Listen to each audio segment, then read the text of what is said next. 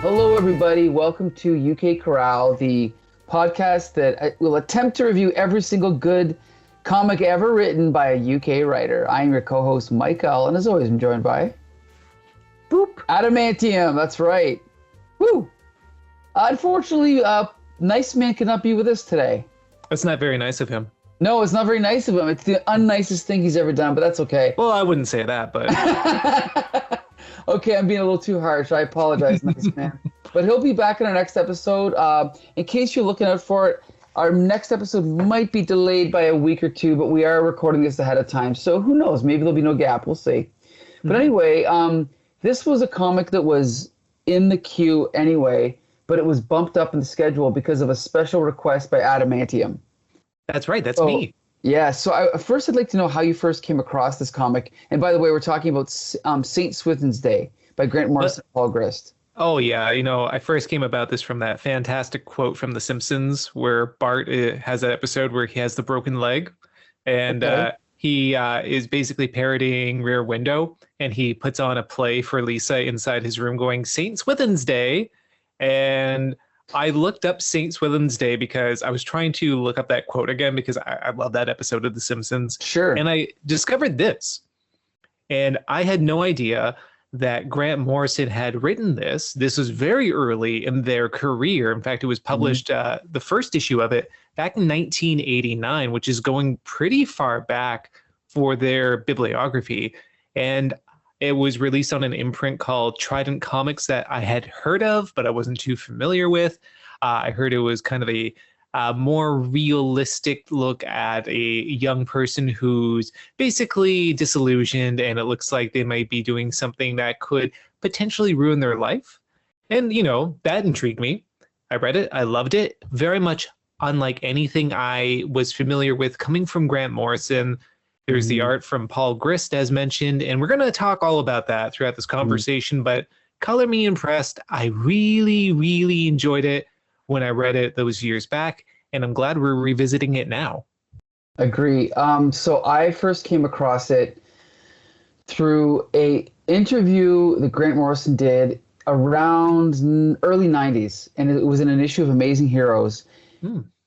And I've probably reread that interview more than any other interview with anyone I've ever owned. And it basically transformed my taste in comics from being closer to sort of a typical 90s fanboy of liking violence and serious comics and realistic comics to liking more what Grant Morrison does, which is more a little bit of a more reverence for the Silver Age, more reverence for the poetry of superheroes and the majesty of superheroes, not the realism, like the total opposite. So anyway, I'm not going to get too much into that, but there were little excerpts from St. Swithin's Day in that interview that they showed, and just reading the little quotes, like just the little panels with the one little narration box, like, why am I such a wanker? I was like, I've got to read this comic. And years went by before I got I think it was probably this one we're looking at right now. It was like a reprint, just a single issue reprint that had all 4 chapters in it, And I loved it then, and rereading it, I loved it again. So yeah, this is a really good story. And we should get some context too, because I mentioned this was an earlier story. I mean, that's true, but also at this point, Morrison had already released quite a few issues of their run on Animal Man. They had just been given free reign to work on Doom Patrol. So this was written in that same time frame, which is very surprising because, like you said, Morrison's known for basically throwing everything in the kitchen sink at you, referencing all this lore and all this continuity, basically playing with it in a way that most writers, I think, are too intimidated or scared to do. And yet when they do it, it's so refreshing because it's a sandbox. They have so much fun building up these lavish, fantastical worlds that no other medium has available to it. And yet here's the story, St. Swithin's Day, which is just about a young person who is deciding that he is going to, should we give away? Because it is the plot. I guess we might as well just say what it's about. Sure. Okay. Yeah, we can do that. Yep. So because it's all about, I feel it's the journey not the destination. Basically, this is an unnamed teenager living in Britain in the 80s, and he plans to have an encounter with the Prime Minister Margaret Thatcher, and he is very much heavily implying that he wants to assassinate her. And that's it. That's the entire course of the story. And already, just in and of itself, it's an interesting concept. Not exactly unfamiliar territory, because I feel like we've looked at some stories already that follow similar story beats, but it's the execution of it, which is so fascinating for me. Agree. Basically, and as I said before the episode started, this is more about his mental state and the way he narrates his mental state than the actual plot itself, right? So as we go through this, we're not going to do so much a plot summary as a summary of kind of what he's going through as he's kind of narrating the story, right? I think so. Yeah. And you know what, Mike, actually, I wouldn't mind if you take the reins to start off with this one. Sure, absolutely. Okay. So we start off with, you know, it's funny because you mentioned that he's unnamed. I didn't even realize that until you pointed it out. But yes, with the unnamed teenager, which I'm going to assume is based on Grant Morrison. But basically, there's been interviews. They've basically said it's somewhat autobiographical. So sure, I can totally see that. So this teenager is in a bookstore, and he's looking at, for the first thing he mentions is Catcher in the Rye. Mm-hmm. Which is I don't remember who's the fame, was it Mark David Chapman that was reading that after he killed John Lennon? I believe so, yes. Okay, so there's a direct, intertextual reference to that right there. Mm-hmm. And in the very first panel we get a foreshadowing, right, of what is to come. So he says the next thing is to get a hold of a copy of Catcher in the Rye. I want them to find it in my I can't read it. It's too small. Oh, I want them to find it in my pocket when this is all over. This is all over. So this is incredible because not only are we starting in the middle of a story, we're starting almost in the middle of like a sentence or a paragraph or a passage.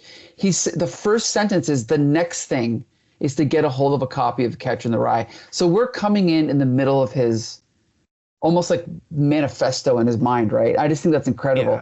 And from the very beginning, he's foreshadowing and alluding to what his plan is, which, as we find out at the end, is to assassinate Margaret Thatcher, right?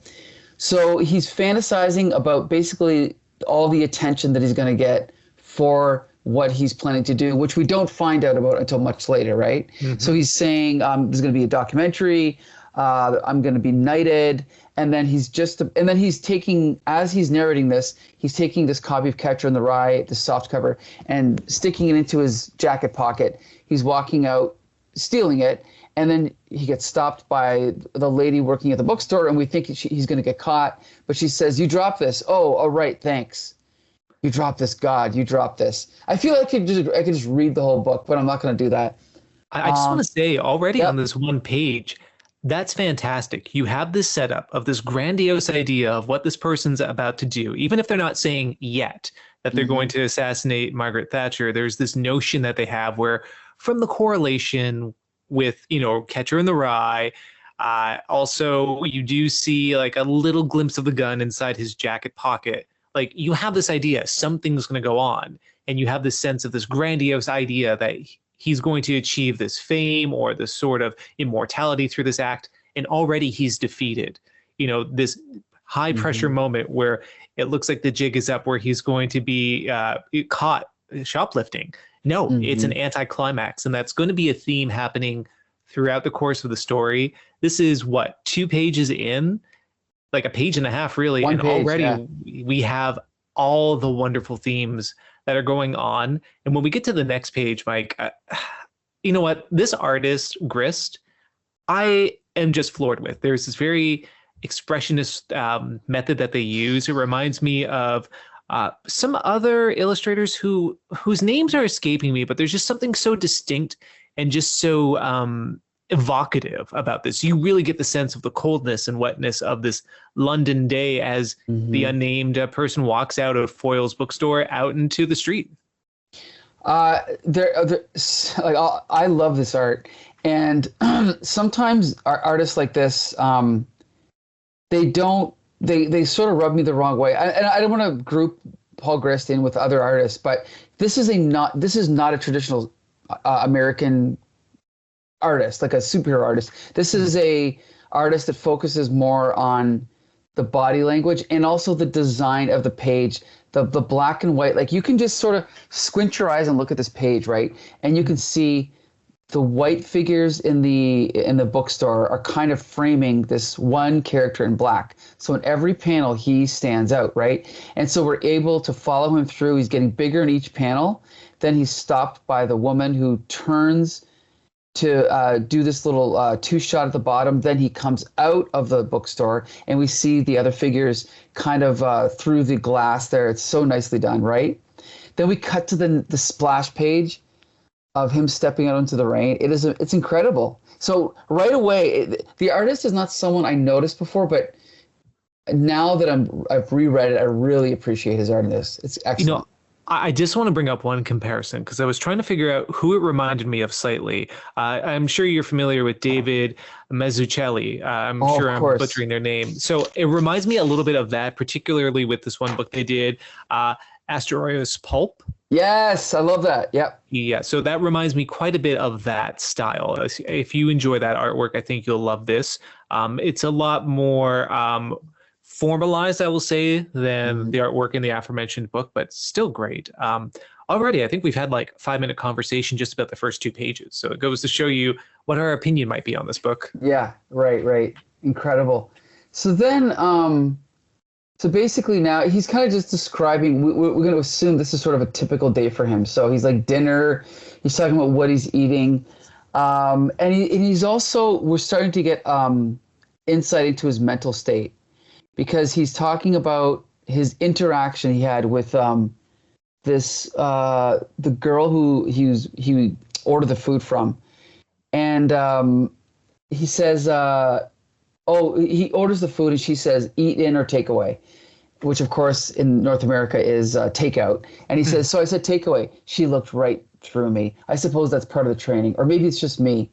At least they managed to get some books. So this is a little bit of Travis Bickle, I think, where he's sort of fantasizing about a more paranoid reality than actually exists, right? And it talks about that sort of self-obsession that happens within disaffected youth. And I don't mean that pejoratively. I think I've read a lot of stuff trying to recapture that feeling of being a late teenager. And the world is kind of like everything is raw and everything's a live wire. I've never really read a comic where it's been as effective as this one to really get that sense of what it's like to be a disaffected youth who feels completely isolated, and that in this very comment, as you said, he felt the Wimpy's waitress looked right through him. That says so much. And then also the type of literature he's taking out, like he has Rimbaud in addition to Catcher in the Rye, like it's very much permeating with teenage angst, but at the same time, it's not edgy, it's not pretentious, it's there's something very grounded in it, which I love. Anyway, I'm taking this over just because I'm bawling over this. I just think it's fantastic. This one final panel where he's reading the passage from Rimbaud. He then looks up to see somebody walking by with an umbrella. What is July on record? It always is. What a great line. I love that. I agree 100%. It's so good. And the thing is Grant Morrison, I think Grant Morrison has a reputation for being pretentious, but they're not. No. So Grant Morrison is working in the same kind of environment that a lot of writers that are accused of being pretentious, but I don't think Grant Morrison is. And I know that, well, okay, I'm not going to get on a Neil Gaiman thing, but I know our friend Nice Man does not like Neil Gaiman, but I think Neil Gaiman nudges towards pretension far more than Grant Morrison does, put it that way. I think the worst of Gaiman's writing definitely does. I think Morrison, rather than be pretentious, can be a little bit excessive at their least strong, but sure, even Morrison's lesser works are still incredible in my estimation. But this is such a quote unquote realist story so far. We're going to see a few elements that lean towards the fantastical, but not quite like what we get for Animal Man or for Flex or for anything like that. Yeah. Mm-hmm. Okay, so then, so again, he's going along. He's sort of narrating his day, and he's like, "Oh, I heard a brilliant joke in the Wimpy. What's pink and fluffy and hasn't been used for a year? Russell Hardy's slippers." I did not get that joke because I don't know who Russell Hardy is, so I had to look him up. I guess he's a talk show host. Did you look him up? Yeah, it's just kind of like a dated British reference. It's not the strongest line in this, but the lines that follow it up, oh, they really are. Well, I hate being 19. I want to be 19 forever. I wish I had an address book full of addresses. That's another good line right there, right? Like just the loneliness, it's incredible. He's also as he's walking along, he's blowing his nose. He's walking by some people, and then he's like, sometimes I could just scream. Again, it reminds me a little bit of Travis Bickle in Taxi Driver, right? Mm-hmm. Just kind of driving through the streets. I just wish I could flush everyone down, you know. And it also recalls Watchmen with Rorschach, right? Just that. Who was directly influenced by Travis Bickle. That was a main touch point for the creation of that character. Right. Yeah. So then we have this brief fantasy image of him screaming, almost like Banshee from X-Men, and everything around him getting destroyed by his scream. Then it just cuts back to reality. And you'll forgive me because I'm squinting as I read this because the text is so small. But then a woman comes along, and she says, "Son, have you got? Have you got a 10p for a cup of tea?" Oh, right. Never do though. So does he give it to her? No, he doesn't. No, he does actually. Oh, he does. He throws it over. She goes, "God bless you. God bless you." Yeah. So great. Yeah. And then this last shot again, like this itself is almost like a Rorschach inkblot test. He's walking. We see his black silhouette. We see the impression of like bricks around him, but then his reflection in the puddle is like, we see the water's white with just these lines, and we see his reflection in the puddle. It's great. I love it. Mm-hmm. So then on the next page, so then again he's narrating, and we don't know what he's talking about. He says, "I'm 3 days early," and we're thinking, early for what? We don't know yet. But she'll be here. It said so in the paper. And then he keeps talking. "Oh, the grocer's daughter, Mrs. Tree, she'll be here. She'll get out of her big black car and she'll start to climb these steps." Or those steps. So it's going on, and then just like you said, he's planning out this big elaborate plan, but then all of a sudden, and he says, and it cuts, and it's, we see two Bobbies standing there, and then I think I've got a cold coming on. So right away he snaps out of his fantasy and just he gets scared off. It's brilliant, and also we have to point out this is 1989, I believe you said, right? Yes. This is a time when the very concept of like text and art interacting and playing off each other was almost unknown in American comics. And here Grant Morrison at probably in their mid-20s. Yeah, they would have been in their mid-20s at this point, yeah. It's already a master of that. And it's just brilliant. It's so brilliant. So anyway, sometimes I wish I was small again. Things are okay when you're small. And then we see he pulls out the gun. And so now we're just getting pieces of what his elaborate plan is, but we don't know what it is yet, right? Not yet. And, that ends essentially what would have been the first issue of St. Swithin's Day.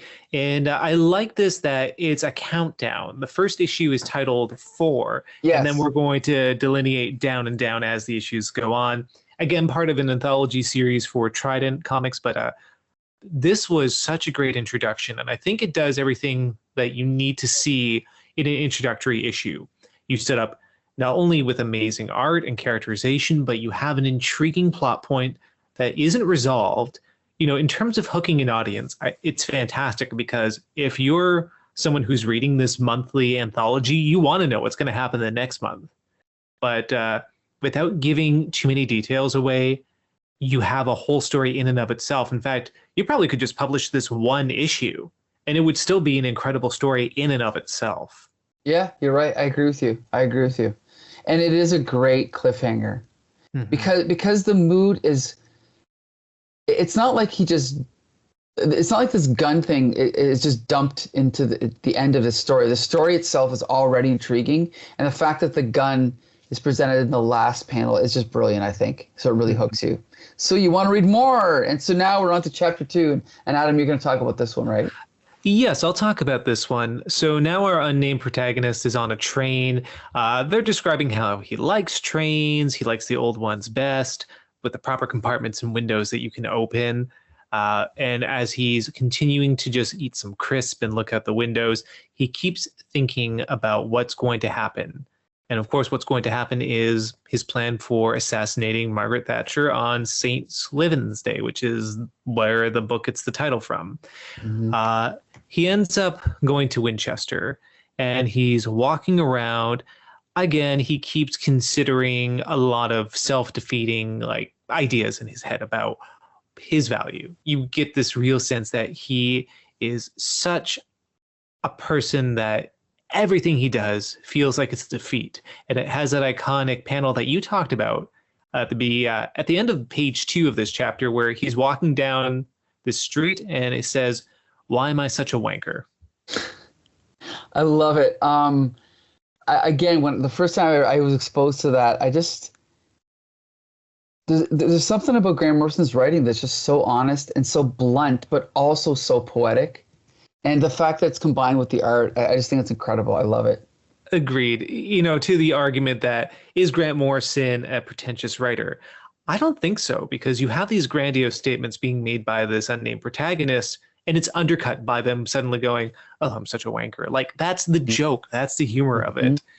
The next page. Oh, sorry, and I just got to say one thing about Grant Morrison. There's so many great moments in Grant Morrison comics where a scene is built up just to the point that it's edging on pretension, and they'll throw a joke in that'll pop the bubble, and it's always either funny or self-deprecating or something like this. Like, it's just brilliant. But anyway, I love it. No, anyway, I agree completely. Yeah. So he's continuing going through Winchester. He goes to an old church. Another great literary reference he makes to the poet Philip Larkin for the poem Churchgoing. And he's just considering this mosaic that's happening in the church. He's just considering the opulence of it. Another great line, he just is looking at this while eating a bag of crisps and says, "I look at paint and some nice wallpaper and it would come up as good as new," which is just fantastic. And he ends up, just reading while being within this cemetery within Winchester, where he's reading about Saint Swithin, which is appropriate because he knows the assassination attempt that he's going to make is going to take place on Saint Swithin's Day. Apparently, he's buried within the cemetery. He ends up having a lot of reflection about this at this time. And then, he has this very profound thought where he goes, "I hate the rain. Everything bad happens in the rain. I want to die here." He's like half cast in shadow while he's thinking this. There's a very Morrissey look to him as well, which I wonder how intentional that was, as a little bit of this forlorn figure, cast within the shadow of a cemetery headstone. And the next shot is him just walking into a department store going, "I'm hungry." Again, undercutting. Yeah. I love it. I love it. This is where we get, though, I think, the most of his sense of character. We know the character is alone and isolated. They only talk about the literature they read. They have no real connection with other people. And this is underscored here, where he's looking across this cafeteria, where he's thinking about a girl that he could be with. He's just looking across this room at this beautiful blonde woman, and he's just thinking, wouldn't it be great if I could just talk to her? Wouldn't it be great if I could just phone her for hours and play my favorite records to her? And this other woman comes up to him, this woman who almost looks like she stepped out of a French New Wave film, with very short, angular hair. She has a black and white striped shirt, and she sits down with the person. They kind of have this casual banter back and forth, and it seems like something that would be in a film. She goes, "Oh, you're so antisocial." And he says, "I'm not antisocial. Society's anti me." "Very witty, Wild," she says back, and they kind of have this repartee. back and forth, where he divulges to her that he is planning on assassinating Margaret Thatcher. He found this gun outside of an attempted bank robbery, and that he's going to make this attempt to take her life. And what we then see on the next page in this reveal is that one of the baristas looks over, and while he's making this gesture talking to this girl, he doesn't see a girl. This is just a figment of his imagination or a fantasy. He is talking to nobody but himself. She has one final panel, this fantasy girl, where she says something about, oh, I'll be watching the news. Oh, look behind you. So he looks, and that blonde girl who he was eyeing earlier is now talking with this very handsome looking bloke, and he turns back, and this dark haired girl, this fictitious girl, is gone. As if the reality of that crashed this fantasy he had. Right. Beautiful. I have to point out one really good line. It's one of the best lines in the book. She says, when he's fantasizing about the blonde girl, he says, we'd send each other Valentines. I'd take her to all the places where I'd been depressed and alone, and would wonder how I could have ever been so stupid. What a great line, eh? My God, that's incredible. And this is what I mean about that self-centeredness of youth. Because I don't think it's isolated. Even people who are very social in their youth, they have that self-centeredness where they just feel like people don't get you and they don't understand you. And partially, I do think there's some truth to that. I think as youth, you end up being so isolated, socially speaking, or for any other number of reasons, that you don't have the same connections that maybe you'll make more in adulthood, or maybe that have passed on from, earlier youth.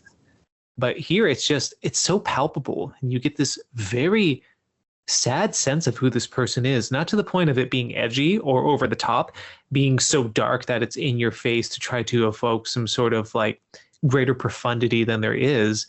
It's pathetic. And the patheticness of it is what makes it so heartbreaking, actually. Agreed. Well, we're not long for this particular issue, because what we see next is a change, which I really appreciate. The white backgrounds with the dark inking of the characters is flipped around for the next sequence, which takes place at night as our unnamed protagonist walks around what is a train yard, and he just keeps thinking about what he's experienced. He thinks about the songs he loves to hear. He loves thinking about maybe the recognition he'll get after not really having anything worthy in his life. There's a great line where he says, my gran gave me a 5-year diary when I was 16, 5 years of empty pages, which just says so much about the value he feels he has of his life. And that section basically ends with him just reflecting on what is he going to do. Well, what he's going to do is he's going to wait until the next day, where he looks at the technical college where he knows Margaret Thatcher will be visiting. And he just cements the fact to the audience once again by pulling out the gun, knowing that he's going to take her life in 2 days. At least that's his plan. There's this refrain where he goes, ding dong, the wicked witch is dead. I just hope it doesn't rain. Going full circle for that whole rain motif happening within the comics so far. And that's where that issue ends. And I got to point out one other really, really good panel. So he's sitting alone in this boxcar in a train station, and he says, I fall asleep listening to Glenda Jackson discussing the challenges of playing Cleopatra in a post-feminist society. Well, wouldn't you? It's outrageous. Right?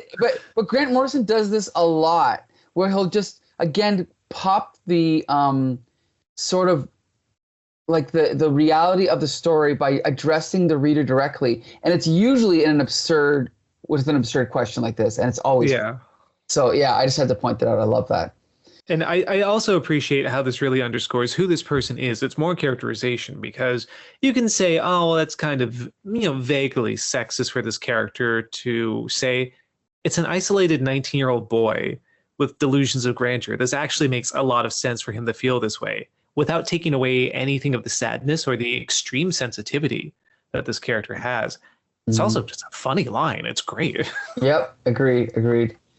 Okay, so on to chapter 3, which is called Saint Swithin's Day 2, because it's counting down backwards, as we mentioned earlier. Mhm. So now we see the unnamed protagonist on the phone with looks like his mother. Mhm. And so he's like, "Oh no, I haven't run away. Don't be so daft. No, I got a job stacking shelves." He's kind of explaining what's going on, and then he's like, "Please, I haven't any more change. Will you just, mom, hello, dial a prayer. Can I have the Lord's Prayer? What does it say backwards, please?" Yes. Yeah. So now and he's kind of like slumped down onto the ground. He's kind of leaning up against the back of this little wall here. So it's again, it's kind of a sad little sequence where he's talking to his mother here. So then he says, so yeah, again, he's kind of narrating what's going on. Other days go by so quickly. Um, he says, it'll be soon be time now, 14 hours to go. Again, the countdown. And he says, why doesn't anyone stop me? I've decided to get rid of the books and stuff. It was really stupid, really. So he's already changing his plan. Why should I give them the satisfaction of analyzing me? Catcher in the Rye, splash. Walk when playing, I should be so lucky, all the way down, splash. Rimbo, complete works, splash. Well, I wouldn't want them to think I was queer, splash. Then again, maybe I am. Um, Great sequence, right? Just fantastic. And again, you get this sense of like this guy who's just so disaffected. He's like, I just don't care. I just don't know what to think. And I love that little allusion too, because the major thing we do have to think about Thatcher era Britain was how horrid it was for the LGBTQA community in Britain. And Mm. so, and of course, later on, Grant Morrison would come out as non-binary. This is something where it's like, it's a very subtle sort of way of saying, yeah, maybe I am, maybe I'm not. But it's alluding to the fact that, oh, maybe this is another point of dissolution for this young man. We Mm. don't know, but Mm. it adds to it. And you just get these layers and layers building up. It's fantastic. Agree. So then he says, I keep thinking about all those bank holidays. And so he's just narrating along here. And then he mentions there's a reference to his father. Not till we buried Dad. Saint Swithin's Day. It rained for 40 days and nights. And then he's reading one of the tombstones. He fell asleep in Jesus, and we had to. Oh, and then he's snapping back to talking about his father, and we had to pry him out with a crowbar. They'll kill me tomorrow. It'll be easier to die now. His mind is switching back and forth between talking about his father, reading the tombstones, and then also telling us what's going to be happening with this master plan of his. Right? Mm-hmm. It's a great way to kind of just illustrate how unstable his thought process is right now, right? Absolutely. You show him being bisected by this. Right. He's of two minds. Right. And he goes from this, and it's almost like he has a bipolar action going on, because he goes from these very lows to these euphoric highs, as we see in the next sequence where he starts dancing in front of this monument. I have to say, I might as well read the whole comic. I love this. He says, I couldn't dance anyway. Oh, he's talking about going to a school dance. He says, I couldn't dance anyway. I was the cloakroom attendant, which we would say that's the coat check, right? That's all it would be. Yeah, I was the cloakroom attendant. I can only dance to one song. There she goes, and only in the bathroom. What a great line! It's funny. And by the way, that's the second reference to There She Goes. I don't know that song. What song is that? It's a great song by a British group called The Laws that actually was either released in 89 or at the end of 88. And a lot of it has to do with disaffected youth. There is also like different interpretations where it could be about heroin addiction as well. But either way, you have this idea of this unattainable person walking by. So you have this thing of this young man being obsessed with this idea of not being able to grasp something that they really want. I did also bring up the Morrissey reference. I want to bring it up again because the dancing in the hair is very Morrissey-esque, a very well-known UK British singer-songwriter from that era. In front of the monument, workers of all lands unite. And I can't help but wonder if this is like a pithy reference to Shoplifters of the World Unite, which is a song by the Smiths, the band that Morrison sang for. So again, I don't want to say that's fully an evocation of it, but I just can't help but feel there's something very similar going on here, especially with having a disaffected young man going through the throes of depression in Thatcher era Britain. That's Morrissey to a T. So, take that for what you will. Yeah, another great sequence starting out in close up and the camera kind of dollying out till we get to the end. So in the last three panels, he's dancing, and then he kind of standing still. You know what they say, you're only young once, and that was it. Mm-hmm. And if you remember where the chapter breaks are, is that no? There's still more to this chapter, right? I believe there is. Actually, I think that is the chapter break. Yeah, that is the chapter break. You know what they say? You're only young once, and that was it. So now we're finally in the last chapter, and Adam, you're going to talk about this one, right?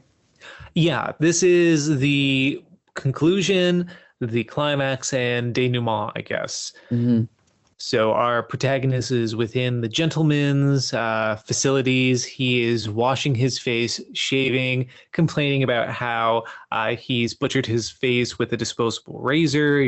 Damn what the ads say. It doesn't really give you a clean shave. And then he starts writing something on his forehead.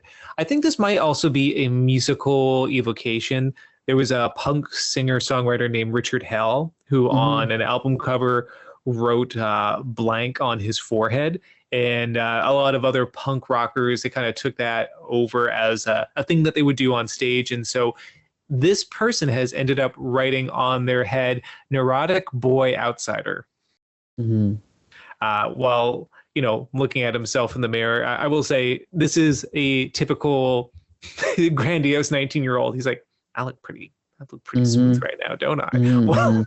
Well, with this plastered on his head, he's going out where crowds have amassed outside of the Hay Technical College, where Margaret Thatcher will be present visiting. Of course, there's a lot of protesters there, a lot of disruption happening because there were not a lot of fans of Thatcher around the colleges and educational centers at the time, to say the least. But just at that point, full circle with this motif that's been happening, it begins to rain. And as it begins to rain, he just ends up wondering if this will be a sign. Maybe he wants an out. Maybe this is his sign of being out. But no, as he says in the next page, my whole life's ticking away, worthless and wasted.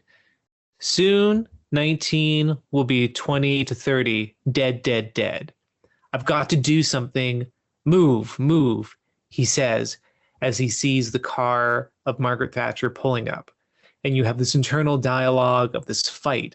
He can't move, but he has to move. He's too afraid to do something, but he has to. And there's this great shot with this dark inking around his eyes with neurotic boy outsider, again, plastered on his forehead as he's looking on, considering what he's going to do. He says, and there's a hot wire in my stomach, in my chest, roaring in my ears. And from that, he starts approaching the crowd, walking through the street, approaching Margaret Thatcher. And he manages to break through the crowd, reaches into his coat. Margaret Thatcher looks around, facing him, and he pulls out 2 fingers and his thumb and goes, pow. And at that point, her bodyguards... Bang, pardon me. Bang. And at that point, bodyguards are on him, beating him up. His face is bloody. He probably lost some teeth. They are knocking his face against the concrete ground repeatedly as the rain continues to fall, and Thatcher is escorted back into her vehicle. That cuts quickly to a single white panel, which then goes back to him on a train.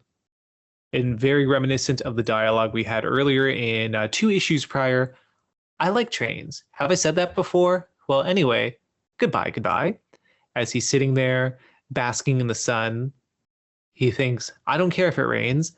I really don't care at all. And just in that last sequence, there's so much to consider. He didn't pull out a gun. He pulled out his fingers and his thumb. Just like these delusions he's shown that he had before. Did he ever actually have a gun? Did he actually ever find one outside of a bank robbery? Is this a fantasy? Is this some sort of fantasy he's having after being beaten unconscious by these security members? Or is this actually him on a train? I keep talking about when ambiguity is done well, how much it adds to a story. And this does it. This is a wonderful anticlimax where you think the story is heading, it doesn't quite reach there, and it just underscores even more how sad and pathetic this character is. Mhm. And with the brilliant artwork and with this denouement of him on the train, it just becomes one of the most satisfying stories of a disaffected young man I've read in all of comics. Um, yeah, this was a great conclusion for the story. I don't think it could have ended in any other way. I loved it. I think you're absolutely right. And I think the first time I read it, I wasn't quite sure. Let's put it this way. It was only this time around that I saw that the fantasy of the woman in the coffee shop kind of foreshadowed this. And so this comes naturally out of what's been set up before. And so it's not like, I think the first time I read it, I thought it was a bit of a cop-out, but now that I've read the story again, I don't think that at all. I think it is perfect, like you said, because it just shows that, just like in the coffee shop, he couldn't get up the courage to actually go up and talk to the girl. So he created another one in his mind that wasn't even there. In this story, he's either not, doesn't even have a gun, or he's imagining the whole thing. We don't know. I think it's brilliant. And just to say, I'm going to talk about someone, unlifing themselves. Something that I've considered throughout reading this multiple times is, was this a well orchestrated suicide? We had this person who obviously felt disillusioned with life, who suffered from depression, who felt like he had no gains. Mm-hmm. And he goes making a gesture to assassinate, or a gesture replicating assassinating the prime minister. He knows he's going to be attacked. He knows he's going to be beaten down, possibly executed. Was this all an orchestration for an end, a grandiose end for his life? And again, that ambiguity of the final sequences, where it's these very bright white panels of a train going through a tunnel and him resting. You get this sense of, is this finality? Is this him in the throes of a fantasy after being beaten up? Is this him leaving this world after dying from an attack? There's so many possibilities, and there's not an easy interpretation for it. I do think it's one of those books where each audience member is going to come to it with the interpretation that feels most appropriate for them. But the fact that you can have that option for the story, it speaks volumes to me about how impactful it is and just how well executed it is. Maybe this was an orchestrated attempt at ending his own life, or maybe it just inevitably led to this. But either way, however you read it, it's a powerful, powerful narrative. Very.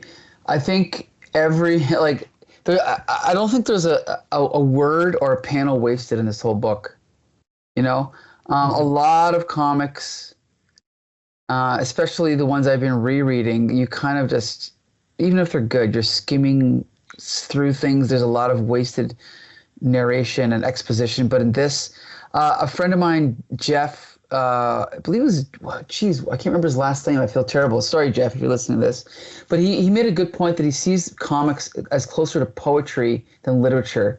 And I've thought about that since he said it like 6 years ago. And I think he's right. Because you could treat each panel like more like I guess you'd say a stanza, right? More so than just a rambling line of prose. And I think that's a really good observation. I agree with that. I think, the thing about the economy of language in a poem, not to get too literary here, but every word you choose matters. Sometimes in a prose novel, you just need to get across a description. A character is doing this or that. And sometimes you need to use a lot of words to describe that. For poetry, you're trying to evoke a mood or an atmosphere or a feeling that can't be described in conventional language. And that's why you're very selective about that. I don't know. I think this would be consistent. I think my favorite comics of any genre that I read are those where it feels like every panel, every word balloon, every dialogue box matters and is cared over. I go back to, it's a cliche, but let's talk about Watchmen. Every panel, every exchange, every word in the dialogue matters. And I think this is very close to that in regards where there is no wasted space. There's nothing that seems excessive or just done for the sake of fluff. Agree 100%. Yep. I'm really glad that I finally got a copy of this, and I'm glad that we reviewed this. And I wish that we had more of this from Grant Morrison. Grant Morrison has a very, very prolific career, but I think they probably peaked with All-Star Superman. But there's something lost from these early days that I wish they'd go back to, because I've read some of their indie stuff that they've done in the last 5 to 10 years, and it's still good, but it's not as good as this. I agree. There's something so, I think, raw and immediate about this, or the run on Animal Man or Doom Patrol that just speaks volumes to me. And I know those are the big ones to bring up, but they are brought up for a reason. They're that fantastic. I do want to give a little bit of warning for people who are looking for this work. There was a single edition that was issued in 1990 by Trident Comics themselves, and it's not great because it's in color.